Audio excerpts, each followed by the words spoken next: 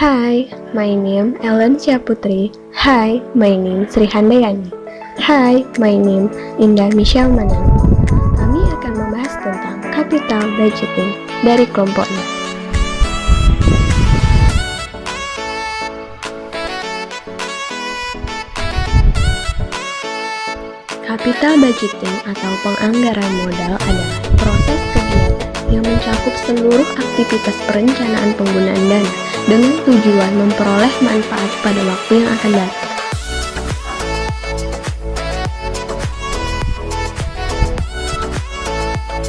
Proses capital budgeting. 1. Proposal penganggaran. Barang modal dibuat di semua tingkat dalam sebuah organisasi bisnis.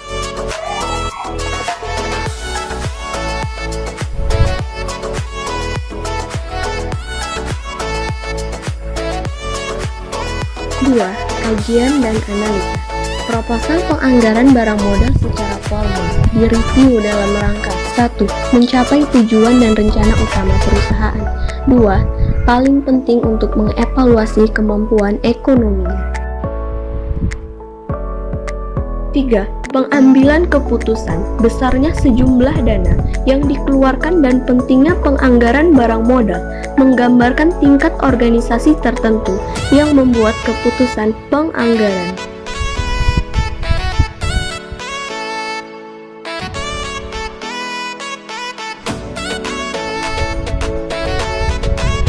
Implementasi.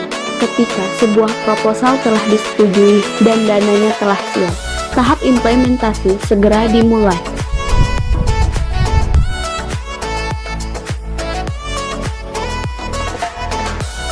5. Follow up atau tindak lanjut. Langkah terakhir yakni follow up juga penting namun sering diabaikan. Langkah tersebut dilakukan untuk menjaga perusahaan untuk dapat meningkatkan akurasi cash flow yang diestimasi.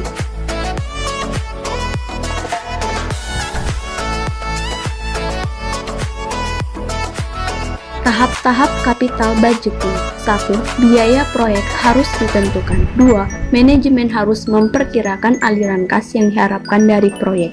3. Resiko dari aliran kas proyek harus diestimasi.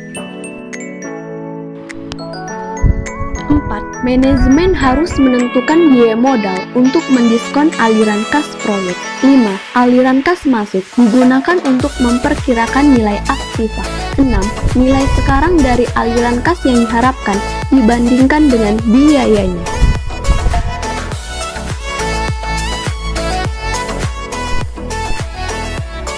Prinsip dasar capital budgeting atau penganggaran modal. Penganggaran modal pada dasarnya adalah aplikasi prinsip yang mengatakan bahwa perusahaan harus menghasilkan keluaran atau menyelenggarakan kegiatan bisnis sedemikian rupa, sehingga hasil imbuh produk sama dengan biaya imbuhnya.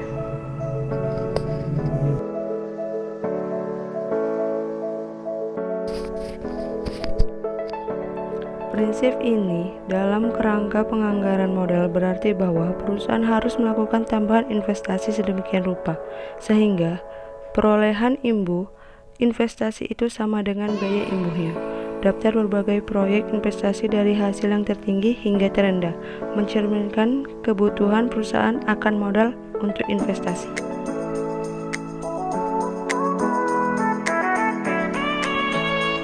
Biaya imbuh dari berbagai investasi itu memberi petunjuk tentang upaya perusahaan untuk memperoleh tambahan modal guna membiayai investasi.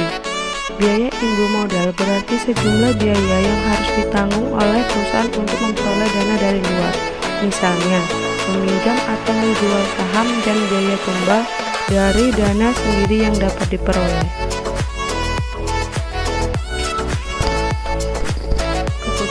Keputusan penganggaran modal sangat penting karena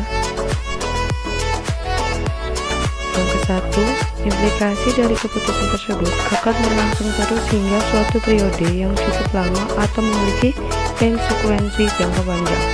Yang kedua, menentukan bentuk-bentuk aktiva yang dimiliki perusahaan. Yang ketiga, melibatkan pengeluaran yang besar.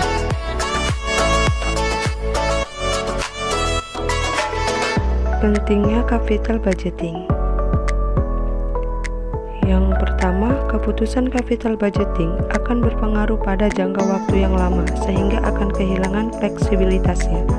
Yang kedua, penganggaran modal yang efektif akan menaikkan ketepatan waktu dan kualitas dari penambahan aktiva. Yang ketiga, pengeluaran modal sangatlah penting.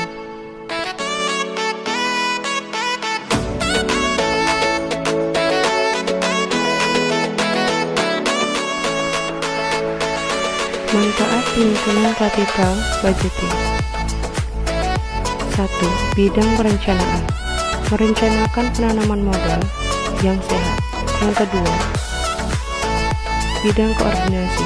Mengkoordinir penanaman modal dalam kaitannya dengan 1. Kebutuhan pembelanjaan yakni kebutuhan kas. Kedua, pelaksanaan investasi pada berbagai aktivitas.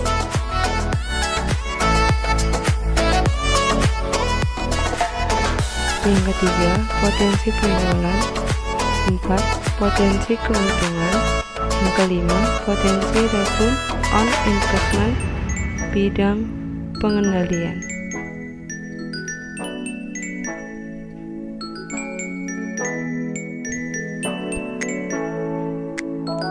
Dalam menentukan apakah proyek harus diterima atau ditolak, ada 5 metode umum, yaitu 1. Metode payback period dan discounted payback period. Yang kedua, metode NPV. 3. Metode IRR. 4. Metode PI. Yang kelima, metode MIRR. Metode payback period dan discounted payback period. Payback period adalah periode waktu yang diperlukan untuk mengembalikan investasi pada proyek. Dalam artian, lama periode dalam tahun yang diharapkan untuk mendapatkan kembali biaya investasi yang telah dikeluarkan untuk suatu proyek. Payback period adalah metode formal pertama yang digunakan di finansial untuk mengevaluasi capital budgeting.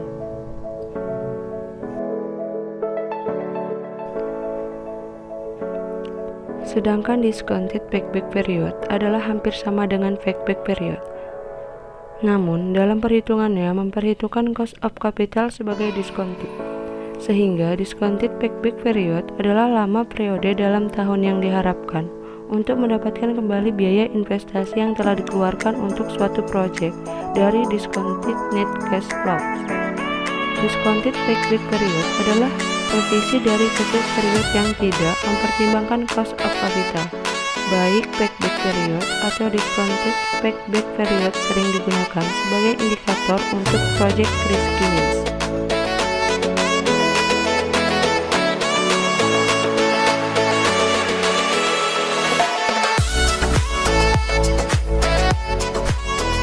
Kelemahan metode payback period: mengabaikan arus kas setelah payback period dan nilai waktu uang. Kriteria: tidak ada batas waktu yang jelas, semuanya tergantung pada pemilik modal. Namun, pada umumnya payback period yang pendek lebih disukai.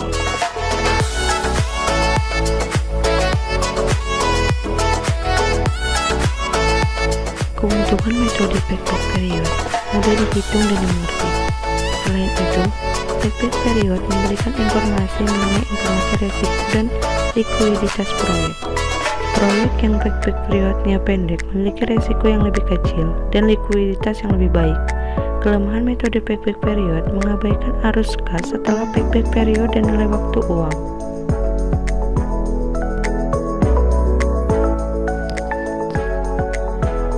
Metode net present value atau NPV. Karena beberapa kekurangan dari payback period dan discounted period, sehingga orang mencari metode yang lain yang meningkatkan efektivitas evaluasi proyek. 1. Metode yang digunakan adalah net present value yang sejalan dengan discounted cash flow untuk memperhitungkan nilai waktu uang dari semua arus kas proyek. NPV adalah kejumlahan total present value dari cash flow project yang diharapkan di masa yang akan datang atau baik masuk dan keluar, yang mana cash flow tersebut telah discounted sesuai dengan cost of capital. NPV adalah ukuran langsung dari nilai return project kepada stockholder.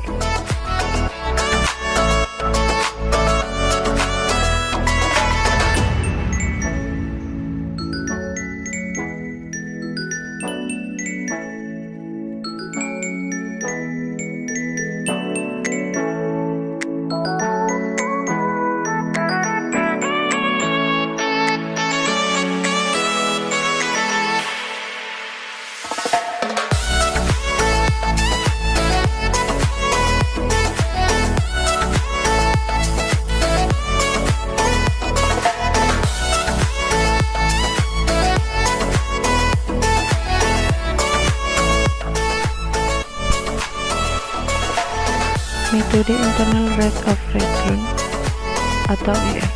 IRR adalah suatu tingkat diskonto atau discount rate yang menamakan present value cash inflows dengan present value cash outflows, atau suatu tingkat diskonto yang membuat investasi sama dengan nol.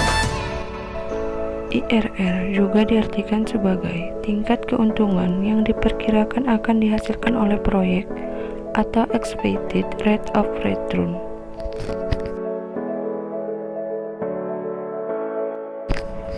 Metode Profitability Index atau PI. Profitability Index atau PI adalah rasio antara present value penerimaan arus kas dan present value pengeluaran arus kas. Metode ini sering pula disebut dengan benefit cost ratio.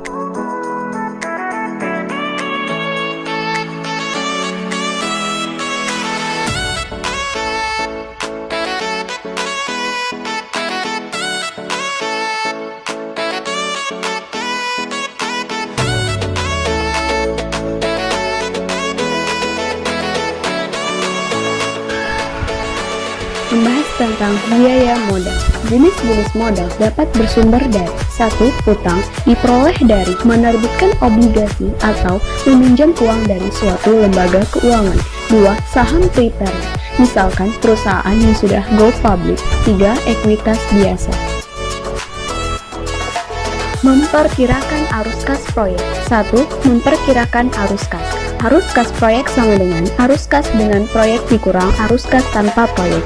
Pada umumnya, arus kas operasi adalah laba bersih sesuai pajak proyek ditambah depresiasi. Operating cash flow sama dengan EAT ditambah depreciation, di mana EAT sama dengan earnings after tax atau laba bersih sesudah pajak. Berikut adalah contoh soal.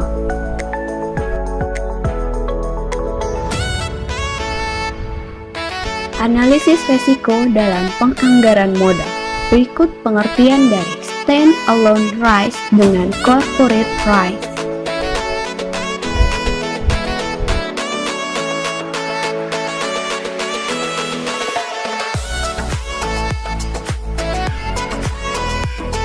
Berikut adalah rumus corporate risk diukur dengan within firm beta.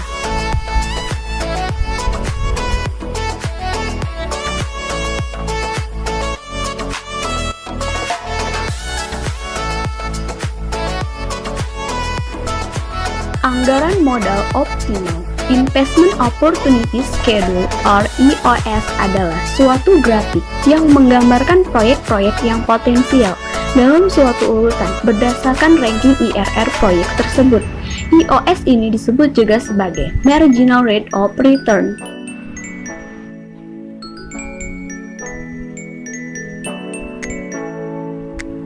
Di sini terlihat contoh soal.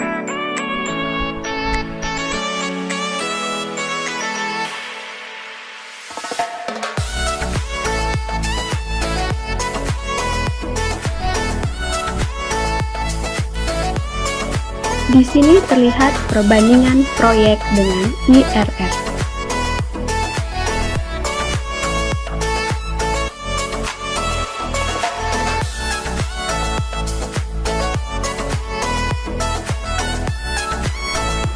Biaya modal yang digunakan dalam proses penganggaran modal, perpotongan antara EOS dan MCC schedule.